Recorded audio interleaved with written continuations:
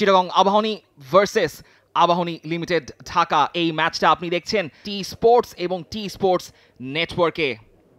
Bashundhara group Bangladesh premier লিগে আজকের ম্যাচে চট্টগ্রাম আবাহনী স্কোয়াড, আর অন্যদিকে আবাহনী লিমিটেড তাদের স্কোয়াডে আজকে নাম্বার 30 মিতুল মার্মা। চট্টগ্রাম আবাহনীর জন্য চিত্রটা একদমই উল্টো, গোল হয় না কিন্তু চট্টগ্রাম আবাহনী গোল শুধু খেয়ে যায় এবং সঙ্গে সঙ্গে কিক অফ।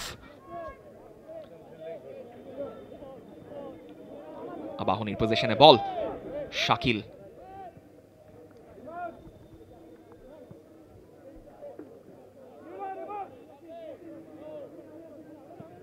তেমন কোনো প্রেশার নেই মাঝ মাঠে, একটু প্রেশার ফিল করবেন।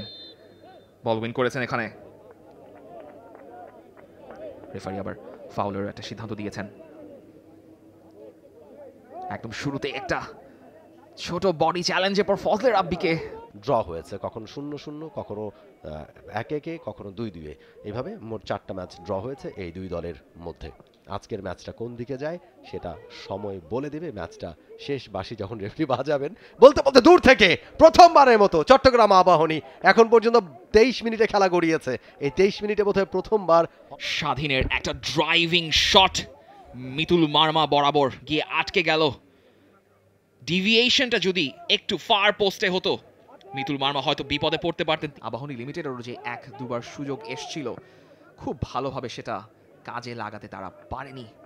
তবে সময় আছে সেখানে। ইব্রাহিম বডি চ্যালেঞ্জ করে ফেলে দিয়েছেন, বক্সে ঢুকেছিলেন, সেখানে পেনাল্টির কল, বিগ কল, পেনাল্টি। সবুজ দাস ম্যাচের 40 মিনিটের মাথায় একটা সিরিয়াস কল করেছেন। রেফারির ডিসিশনের পর সেখানে বারবার সেটা অপোজ করার চেষ্টা এবং ড্রাইভ করে আসলে ফেলে দেওয়া হয়েছে, তার পেতে সময় লাগবে না। এবং ভেরি ভেরি ইজি, এবং নাইম চেষ্টাও করেননি বা চেষ্টা করতে চাইছিলেন কিনা সেটাও বোঝা যায়নি। Abahani Leeds the match. ছোট ড্রাইভিং একটা শট, সেখানে নাইম তার লাইন থেকে বাইরেও ছিলেন অনেকটা, হলে আপনাকে আরেকবার নিতে হতো, মানে কিক নেওয়ার আগেই তিনি বাইরে বেরিয়ে এসেছিলেন, সেক্ষেত্রে যদি সেটা ঠেকিয়ে দিতেন হয়তো আরেকবার তাকে নিতে হতো। তবে ইব্রাহিম দূরপাল্লার একটা শট প্রথমার্ধে ধরে নিতে কোনো অসুবিধা হয়নি।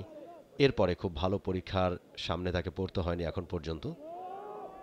এবারে কিন্তু রাইট ফ্ল্যাঙ্ক ধরে আবাহনী লিমিটেড বক্সের ভেতরে ঢুকে পড়েছে, একটা ক্রস এবং গোলের সম্ভাবনা, এবং গোল, এবং গোল। 2-0 গোলে এনামুল গাজী গোল করে দলকে এগিয়ে দিলেন। 2-0 গোলে এগিয়ে গেল Dhaka Abahani limited.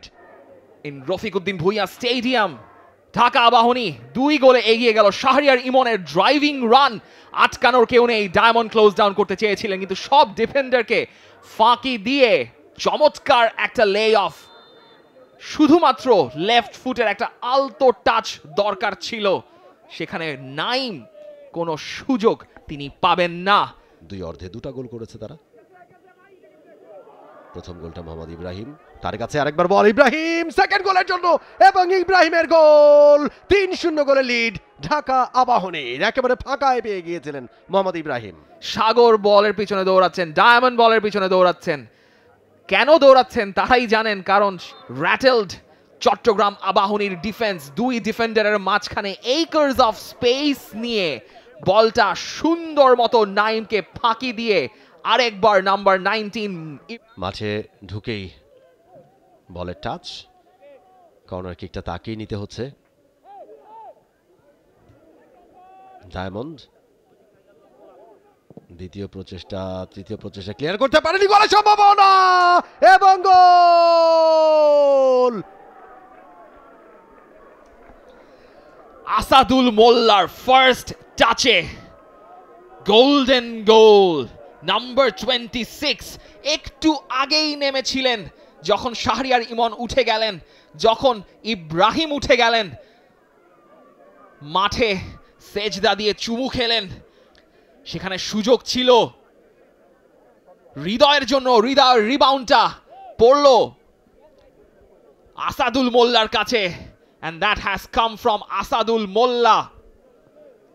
Abahuni is flying with high colors. Chattogram Abahuni down in the ground again for the 4th time in the match, and they have outplayed Chattogram Abahuni in every department. এই ম্যাচে 3 পয়েন্ট নিশ্চিত করার মাধ্যমেই, এবং সেই নিশ্চিতকরণটা চলে আসলো referee সবুজ দাসের ফাইনাল হুইসেলে। Full time Chittagong Abahani 0, Abahani limited Dhaka 4। Bangladesh premier league 2025, 7টি দলের জমজমাট লড়াইয়ে মাতবে পুরো দেশ। দেখতে চোখ রাখুন টি স্পোর্টস নেটওয়ার্কে।